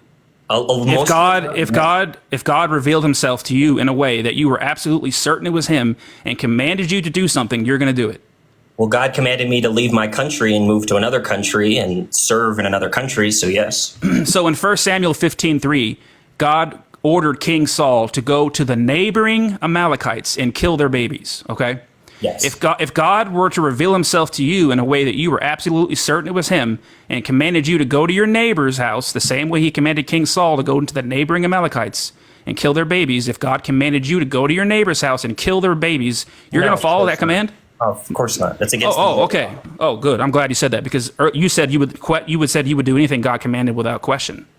Well, it's again He won't command me to do something that's against the moral law. Wait, how do you know that? Because I read the Bible. But God has clearly demonstrated He's capable of making this command. He's already done it in 1 Samuel 15:3. He's capable of making this command. And how do you know He would never do it? Because murder is wrong. Well, if murder is wrong, then God did something wrong there? You're taking it out of context in a sense because it's in the context of Joshua. What's the context of 1 Samuel 15:3? So the context of 1 Samuel 15 falls into the context of Joshua and what is the context? What's the context for God commanding that the Amalekite babies be killed? The context is that God commanded it before and they didn't do it. God commanded King Saul to go and attack the Amalekites and kill their babies, and he did it. Well, he didn't actually kill the babies because a lot of the babies. Yes, he did. If you read farther into King, he saved some of them. He saved some Amalekites, and that's why God was mad with King Saul. But he did go and kill. He didn't utterly destroy them the way God wanted him to. That's why God was mad with King Saul. But he did go over there and attack the Amalekites and kill babies and their cattle and sheep. Uh-huh. But you have to look into the history of the Amalekites. And you said that was wrong. So did God command something wrong there? Murder is wrong. Would you consider that to be murder when he killed the babies? Killing people is wrong. Yes. So is it always wrong to kill people? Well, yeah, it's always wrong to kill even people. If God commands it? I see where your argument is, and I don't have an argument for you within this context. So it sounds like it's not always wrong. Murder is wrong, and it was never the intention of God that people die ever. But it was never the intention of God that people would be separated from God either. So are you saying God's intentions failed? I would say the fact of the matter is that humanity failed. It wasn't that God's intentions failed. So God, whatever God intended to happen actually does happen, right? Well, no, that's like a concept. That's a concept that you think that whatever God wills happens no matter what, right? Well, I'm confused because you said God didn't intend for that to happen, but it did. So how can God's intention for creating humanity was that everything would be perfect? But you go back to Genesis, and they chose to be God themselves. So God failed. Humanity failed. God failed. You said God intended for the world to be perfect, and it's not perfect. But he gave authority to Adam and Eve to make their own choices. So if God's intentions did not go the way he intended them to, then he failed. Which means he's not all powerful. It depends on what you define all powerful. How would you define being able to do all things logically possible? All things logically possible. Okay. Can he control people? That would be logically possible, yes. Okay, so in the context of the biblical narrative, God can't control people. He can't force them to do things they don't want to do. That's why we have free will. Couldn't God have created a universe where everybody has free will and there was no evil or no bad? Well, without the option for choice, there's no free will. Does God have free will? Of course God has free will. God can do whatever he wants. And can God do evil and do bad? He chooses not to. Correct. So that means that he could have made us the same way, that we have free will and we never choose evil. If there wasn't the option to fail, we're not free will. The option has to be present there. So does God have free will or not? God has free will, of course. God has free will and he never chooses evil, right? He doesn't ever choose evil, no. So God could have made us the same way. He could have made us where we have free will and never choose evil. Choose evil ever. So God could have made us to where we have free will and we also never choose evil. Well, that's the intention. That's what the working of the Holy Spirit is. He comes and inhabits with you to give you more power to walk in freedom and choosing the right thing always. So you agree that God could have created that universe where everybody has free will, but there's no evil? Well, he does create that universe. He's constantly trying to create that universe again after humanity. Wait, how can an all-powerful God try? How is an all-powerful God trying? Because he has to work with people that have the option to not follow him. But he could have created a universe. He could have created a universe where everybody has free will and we all do good and we all go to heaven. But that would just be people that are robots. So have no other choice. So by your logic, God's a robot because he has free will and he always chooses good.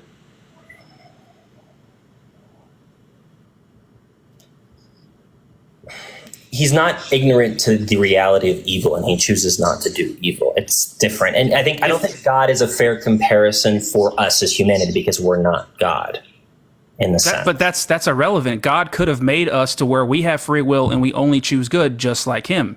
And if you're going to say, well, no, that makes you a robot, well, then God's a robot. Is God a robot? I wouldn't compare God to us. That's the thing. I'm not asking you to. Like God could. I'm not saying God could give us all of his properties. He couldn't. I'm not saying that God could have made us all loving, all powerful, all this.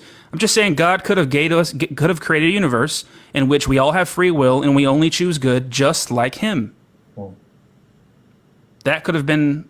That's logically possible. Logic in human perspective, right? What is a non-human perspective of logic? It's the perspective of the creator of the universe, that his logic is different than ours because he formed the stars and logic is logic. If logic is just like, do you think God can do illogical things? God can do things that we don't understand. That therefore it's not in logic. It's without our understanding. Can God do illogical things? Logic doesn't apply. That's the argument that I'm making here. So logic does not apply to God. Not necessarily. Not human logic. No. So God can make a square circle. If he wanted to, he could do anything. That's the difference between God and us. Things that are illogical don't exist. So if God is illogical, then he doesn't exist by definition. So you would say you don't believe in miracles, right? No, I don't believe in anything supernatural. Okay. So if I were to tell you that I've seen limbs grow out, you wouldn't believe me. You're absolutely lying right now. Okay, you can believe. I could see it with my own eyes. Either you were fooled, or you were tricked, or you're just straight up lying for God. You're telling me you saw a stub grow into a fully fully functional arm or foot or whatever. No, I saw somebody's leg grow out. It was shorter than it originally was, and it grew. Yeah, I've seen tons of videos of that. They simply fake that. It's very easy to fake if you have baggy pants on. Oh, I watched it happen. I was the one. I was just me and another guy. So you're not going to. Why are you so gullible? I was sitting right there. Yeah, but it was me watching it happen with one other person. Just me and another guy. Is it more likely that it was an illusion and that it was a trick, or is it more likely that what you witnessed defied all laws of reality? Well, I've had my broken nose healed, so you can't really argue the miracles. So that's not a broken noses heal, sir. That's not a miracle. I had broken cartilage on my nose, and it was like there were bumps for almost 15 years, and it would be in a session of prayer it was healed. So. Like instantly, like immediately. Yeah, instantly. Any video evidence of this at all? No, there's no video evidence. Oh, how convenient. Yeah. I was with a friend in a counseling session. It was a one-on-one thing. It's not. I'm not trying to convince you with my argument, with my personal experience. That's fine. Yeah, I understand. Yeah. Even if you were to convince me that your God is real, the Christian God, I would acknowledge his existence, but I would never worship this God. I would want no relationship with this God. What specifically, like other than the slavery aspect, is there something else that like gets you on that? Yeah, he's a violent, bloodthirsty maniac. He condones murder and raping and genocide. He flooded the earth and drowned all the babies and children and pregnant women for what? For no reason, because he made a mistake. He commands little young virgin girls to be captured and forced into to be brides, and he commands that he says you're allowed to capture women in war and force them to be your wives. I would consider that rape. Mm-hmm. So your specific problem is with the Old Testament, then? Nothing within the New Testament? With your God. My specific problem is with your God. Within the Old Testament, within the context. Your God does not change, so it doesn't matter if they're about the Old Testament or the New Testament. Mm-hmm. And Jesus himself says that you should obey the Old Testament laws until the heaven and the earth are gone. And that anyone who doesn't obey those laws will be the least important person in heaven. Well, he uses a verse in Deuteronomy to say this is the heart of the law. Love the Lord your God with all your heart, all your mind, your soul, and love your neighbor as yourself. And by doing this, you fulfill the law. That's the context of what you're talking about. What does it mean for a law to be fulfilled? A law to be fulfilled is that you live it. Correct. So if the law is to stone your children to death because you find out they're worshiping other gods, you're going to fulfill that law? Well, the intention of stoning is to limit evil. For limit of the spread. Are you going to fulfill that law? I don't consider that a law that needs to be applied currently because I'm not in a place to do that. So you disagree with Jesus? I don't disagree with Jesus because Jesus never stoned anyone. But Jesus says in Matthew 5 that don't think I've come to abolish the law. I did not come to abolish the law. I came to fulfill it. And not one bit of the old law will be taken away until the heaven and the earth are gone. And anyone who obeys the old law will be great in God's kingdom. And one of those old laws that Jesus says you should obey is to stone your children to death if you find out they're worshiping other gods. And you said that to fulfill a law means to live it. So how do you fulfill the law of Deuteronomy 13:6? How do you fulfill that law when God says to stone your family to death? Literally throw rocks at your children until they're no longer breathing if you find out that they don't have the same belief system as you. Which I would argue that the progression of Christianity has proven that we don't do that anymore. So you disagree with Jesus? It's not that I disagree with Jesus. The fact of the matter is that you're quoting the difference between ceremonial law, moral law. You're quoting all the laws all at the same time and saying they all apply in the same context.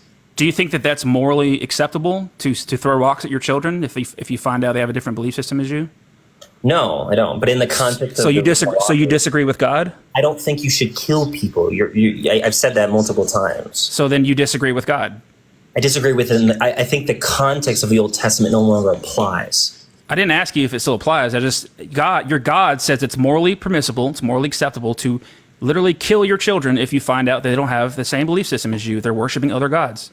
Do you agree? You agree with God? I don't consider it to be children in the aspect of children under the age of 21. So it's a offer. You have the age of accountability, which is 20. So you think it's okay? You think it's okay to stone your 21-year-old to death if you find out he doesn't believe in your God? In that time period, it was okay. Currently, it's not. So you agree with God when God says it's okay? If I was in that context, I don't know. I'm not there. But does your God ever change? He changes. He doesn't change who he is and his character and his nature. He doesn't change that he's loving and patient and kind. The laws that we interpret through humanity do change.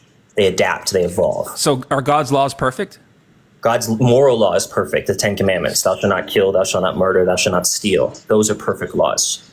So like, why are you cherry picking God's laws? I'm not cherry picking God's laws. I'm differentiating between the difference of you have moral law, which is one of the categories. You have ceremonial law, which they no longer do. There hasn't been a sacrifice in Jerusalem in over 2,000 years.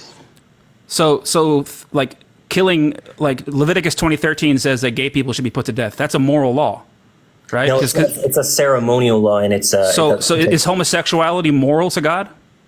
Immoral to God? Yeah. Sex outside of marriage is immoral to God. And homosexuality too, right? Well, because it's sex outside of marriage, out of the biblical principle of marriage. Yes. So that would be a moral law. It's committing adultery. Yes. So that's a moral law. When in Leviticus 20:13, when God commands that gay people be put to death, that is a moral law within the context of Leviticus. Yes. And God's morality is perfect and never changes, right? So if God says it's morally permissible to kill gay people, then it's always morally permissible. I wouldn't go out and stone a gay person. That's horrible. So you disagree with God in the context of today and you think it's horrible because you're better than your God. You're better than your Bible. I'm not better than my Bible, and I'm not better than my God. So you agree with God when God says that it's okay to stone gay people to death? No, of course not. I'm not going to. You know why? You know why you don't agree? Because you're better than him. You're better than your bloodthirsty, violent, disgusting God, sir. You're taking the verse out of context. What's the context for Leviticus 20:13? The context of the Torah is creating a perfect society. What is the context for killing gay people? The perfect society doesn't have gay people. So why? Why not? Because sexual orientation and sexual focus is not the preference of the Bible. Why is it wrong? Because my Bible says so? That's the only reason you think being gay is wrong is because my Bible. I think being gay is wrong is because it hurts the image of the people. It breaks their image. In what way? Just the same way that sexual morality breaks the image of people. How is being gay wrong, sir? Why is it wrong? Well, if I could list it biologically, I don't think you should be having sex in an area where feces comes out. So why though? Why not? Like why? Because that's not the intention. How do you know the intentions? Because that's where I go to the bathroom from. So the intention is very clear within the anatomy of a human being. But how do you know that that's the sole intention? Because that's the only thing it works for. No, like the male anus has a G-spot in it. Because otherwise people wouldn't want to go to the bathroom. So if that's the only intention and it's not for sexual preference or pleasure, why does the male anus have a G-spot in it? Because it's painful if you don't have a G-spot in the. You can imagine going to the bathroom and pushing out feces and it just hurts all the time. You wouldn't want to do it. Wait, so you're saying that? Yeah, I'm saying that you have. So you're saying your God put the G-spot in the male anus because that way it makes taking a poop feel good? Yeah. I like to go to the bathroom. It's not the worst thing. Oh my God! Do you get a boner when you poop? Of course not. Why not? It feels good sexually. No, it doesn't feel good sexually though. It just feels good. It activates the pleasure centers. It doesn't activate specifically the pleasure centers. So if it doesn't feel good, part of the brain. Wait. Why is the G-spot is for sexual pleasure, right? Just because you name it something doesn't mean it's for sexual pleasure. The pleasure part of the brain. It gives you sexual pleasure. It gives you pleasure. Pleasure is a specific area of the brain. So then why do you not become? So then if that's the case, then when you're taking a poop, why don't you get turned on? That's not only the pleasure. Because it's not the only intention. That's why. Pleasure isn't only sexual though. Pleasure is. Yes, it is. That's the purpose of it. I get pleasure from watching my kids play. It's a different type of pleasure, it's joy. Sir. It's a different type of pleasure. There's different types of pleasure. Yes, but it all enters in the same. But so far, he got kicked off. He got violated for hate speech. So far, if you're still here, sir, the only reason you tell me you've given today why being gay is wrong is because the Bible says so, or because God says so, and that's the only reason you can come up with. And the reason God put the G spot in the male anus is that way is because it feels good when you take a poop. If that's the case, then look, if your male G spot was being stimulated, you would get turned on. If your male G spot was being stimulated, you would get an erection. But do you get an erection when you take a poop? You said no. So then what's it there for? It's there for because it's natural. It's natural. There's nothing unnatural about it. Animals do it. Humans do it. And for you to say that the only reason it's wrong is because God says so, or the Bible says so, is pretty crazy.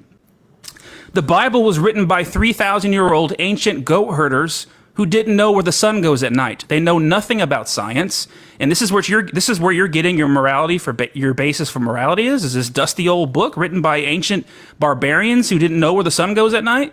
And the only reason you think being gay is wrong is because my Bible says so. That's ridiculous.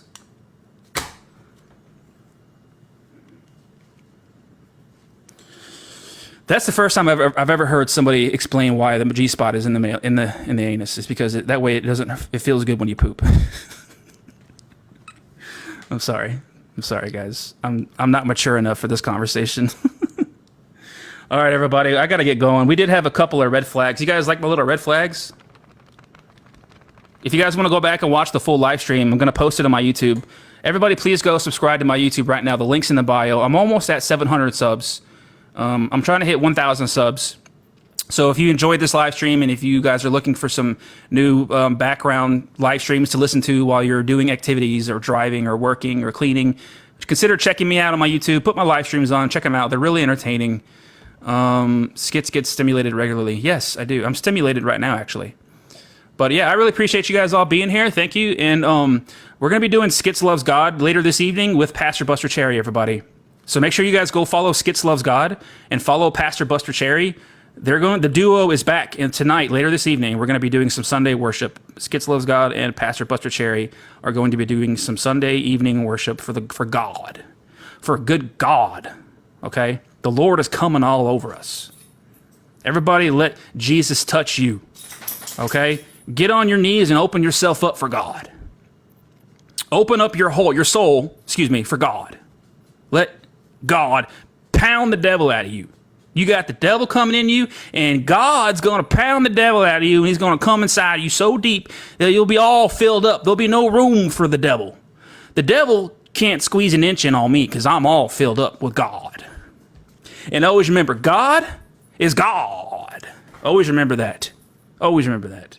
All right, everybody. We'll see y'all later. I'm sorry, Christians, if you thought this was blasphemy. Great, because it was a blast for me too. I had a lot of fun, and I'll be seeing you guys tomorrow. Thank y'all. Sub to my YouTube. Link's in the bio. Link is in the bio. Sub to my YouTube, guys, please.